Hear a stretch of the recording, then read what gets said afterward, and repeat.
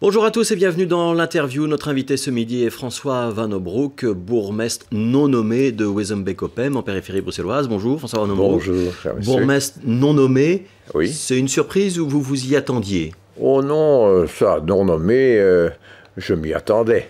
Ouais. Mais naturellement, il n'y a pas que la non-nomination, puisque ils ont pris, le ministre Bourgeois a pris un arrêté suivant lequel je ne peux pas exercer mes fonctions, même d'échevin, pendant 3 mois. C'est-à-dire que non seulement vous êtes non nommé, mais vous êtes sur la touche. Tout la touche, oui. Oui. Considérant que je ne suis pas, pour lui, bien entendu, la personne qui doit conduire les destinées de Wezenbeek-Oppem. Ça veut dire qu'en ce moment, à Wezenbeek, il n'y a pas de bourgmestre? Non. Ni faisant fonction, ni en titre, ni nouvelle formule qu'on pourrait inventer. Mais c'est-à-dire que, pour le moment, même en tant que tel, oui. Mais dans un futur rapproché, non, à partir du moment où ce sera en route. Donc pour le moment, il n'y en a pas. Hein, ça, c'est clair. Il n'y en a pas, mais il y a toujours la nature a horreur du vide. Il y a toujours un autre échevin qui peut prendre, comment dirais-je, les décisions en tant que telles. Mais donc vous êtes donc non nommé et vous êtes sanctionné, c'est-à-dire qu'il y a suspension de traitement également. Suspension, oui, bien entendu. Ouais. Et que vous devez attendre maintenant la décision du Conseil d'État. Oui, mais la décision du Conseil d'État avec cette correction que ces chambres réunies. Alors, ce sera justement une des nouveautés oui. Introduites par la dernière réforme de l'État. Et on verra si ça marche. Désormais, le contentieux concernant les communes à facilité renvoyées devant une chambre bilingue. Vous avez une chance ou pas d'obtenir gain de cause? Écoutez, moi je crois que oui. Puisque c'est une chambre bilingue, on ne peut pas considérer que j'ai violé la loi en aucun cas. Je dirais que c'est le ministre Bourgeois, puisque nous avons un recours contre lui aussi, qui a violé la loi, le premier, puisqu'il a fait envoyer par le gouverneur les convocations électorales. Or, c'est un pouvoir de la commune d'envoyer ces convocations électorales. En faisant cela, il commet un délit. Et c'est sur ce problème que nous allons l'attaquer. Et lui vous reproche d'envoyer systématiquement les convocations, notamment en français, alors qu'il estime que vous devriez les envoyer en néerlandais d'abord. Mais c'est lui qui a commencé à envoyer les convocations électorales à notre place en néerlandais. La réponse a été immédiate, nous l'avons envoyé en français. Puisqu'il avait violé la loi, nous avons estimé de notre droit de pouvoir ensuite les envoyer en français. Alors, le fait que ce soit désormais traité par une chambre bilingue du Conseil d'État, c'est une bonne ou c'est une mauvaise chose? Une bonne chose. Une bonne chose. Ah oui, si ça avait été une chambre néerlandophone, c'est pas la peine de se présenter en tant que... Enfin oui, il faut se présenter, là, mais la cause était entendue avant la fin de la discussion. Le problème de la chambre bilingue, c'est qu'il y a autant de conseillers néerlandophones que francophones. Et il y a le président qui peut changer, qui est l'un ou l'autre. Et donc ce sera le président qui décidera au final? En général, les conseillers d'État n'aiment pas qu'il y ait, ils essayent d'avoir une formulation qui soit identique. Ils ne veulent pas se diviser. Ils considèrent qu'il faut essayer de trouver toujours une solution. Et donc ce n'est pas tellement la loterie de je tombe sur un président francophone ou je tombe sur un président néerlandophone qui décidera de votre sort? C'est-à-dire que je ne vais pas jusque-là, je ne connais pas toutes les arcanes. C'est tout de même plus facile avec un bourgmestre, avec un président francophone, parce qu'il est possible que le président néerlandophone... après discussion, les conseillers d'État le suivent. Et comme il pourrait suivre le président francophone aussi. Alors, on ne va pas rentrer dans le détail de l'analyse juridique, c'est compliqué. Vous avez 1 mois pour rentrer un mémoire, et théoriquement, le Conseil d'État doit se prononcer dans les 3 mois. Exactement. Donc, on se verra au mois d'avril, probablement, ou au mois de mai, pour reconnaître... On a calculé que ça se terminait le 28 mai. Alors, vous êtes 3 communes à être dans le même cas de figure, hein, parce que vous, c'est donc Wezenbeek-Oppem, il y a également Véronique Capras à Kraïnem. Et Damien Thierry. Et Damien Thierry à Linkebeek. Est-ce que vous pouvez imaginer que la décision ne soit pas la même pour vous 3? Je ne peux pas vous répondre à cette question, parce que je pense que logiquement, on devrait prendre la même décision en tant que telle. Bon, on a exclu Rode Saint-Genès. Pourquoi? Pierre Rollin. Pierre Rollin, parce que la distribution des convocations électorales n'a pas été faite par lui, elle a été faite par des conseillers communaux. Il ne s'en est pas mêlé. C'était habile? Je ne veux pas faire de politique ici, C'est une manière de voir les choses et de prendre ses responsabilités. C'est pas la vôtre. C'est en tout cas pas la mienne. Mais je ne le critique pas, hein. Je constate que c'est ainsi. À demi-mot. Vous avez 80 ans, François Van Houmbrouck. Non, je vais les avoir. Excusez-moi, vous allez les avoir. Est-ce que c'est votre dernier combat à Wezenbeek-Oppem?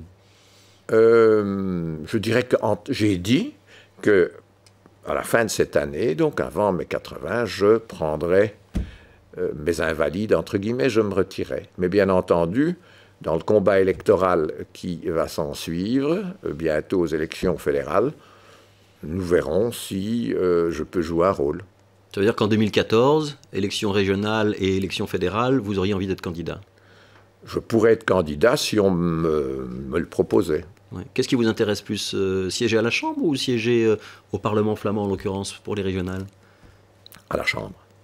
Donc vous seriez candidat pour mener une liste union des francophones? Il y en a peut-être d'autres qui le seront et qui ont plus je dirais, d'arguments que moi, mais on peut toujours être candidat et on verra bien qui sera choisi. Alors, je voudrais quand même qu'on revienne sur cette question de convocation. Pourquoi est-ce que c'est si important pour vous d'envoyer ces convocations dans la langue de l'administré? Pourquoi est-ce que c'est si compliqué de vous entendre avec la tutelle flamande sur cette question-là? On a le sentiment que c'est un carrousel qui n'en finit pas. Et là, on se demande si avec cette nouvelle procédure devant la Chambre bilingue du Conseil d'État, on est réellement au bout de l'histoire ou pas? Mais je crois que moi, je suis un légaliste. Je ne peux pas admettre qu'un ministre qui connaît la loi ne la respecte pas. Il n'avait pas à envoyer les convocations électorales.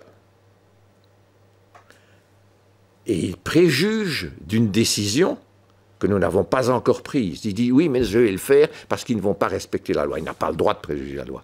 Vous n'avez jamais le droit de le faire. Donc il est tout à fait dans son tort. Et 4 habitants de la commune l'ont attrait devant le Conseil d'État. Et je pense que c'est ça qui le met hors de lui.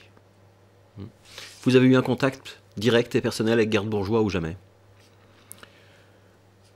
Oh, il y a quelques mois, il y a un an et demi, j'ai déjeuné avec lui à l'occasion d'une fête ou d'une inauguration dans la commune de Wezenbeek-Oppem. Ça s'était bien passé ou pas? C'était un homme très agréable. Bon. Vous avez annoncé, avec les 2 autres bourgmestres concernés, votre intention, au-delà du Conseil d'État, mais éventuellement d'aller soit devant le Conseil européen, soit même devant la Cour des droits de l'homme au niveau des Nations Unies. Pourquoi est-ce que... En tout cas, nous avons déjà été une fois à l'Europe. Alors il est fort probable que si ça n'est pas conforme à notre souhait, ben, nous irons de nouveau à l'Europe. Et ça sert à quoi? Mais ça, vous savez...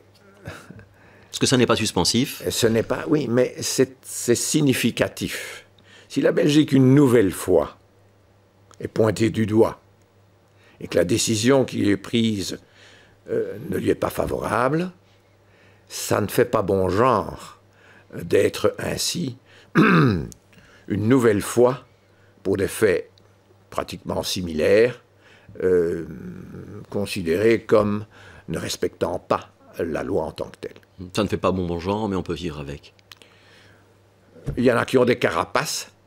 Je pense quand même que, de ce point de vue-là, les partis francophones devraient être extrêmement solides, sérieux et unis en la matière, à partir du moment où, si on va devant l'Europe et que l'Europe prend cette décision, pour tout de même trouver une solution définitive et attirer l'attention qu'on ne peut pas se permettre d'avoir la Cour européenne, ou plutôt le Conseil de l'Europe contre soi. Ça fait mauvais genre.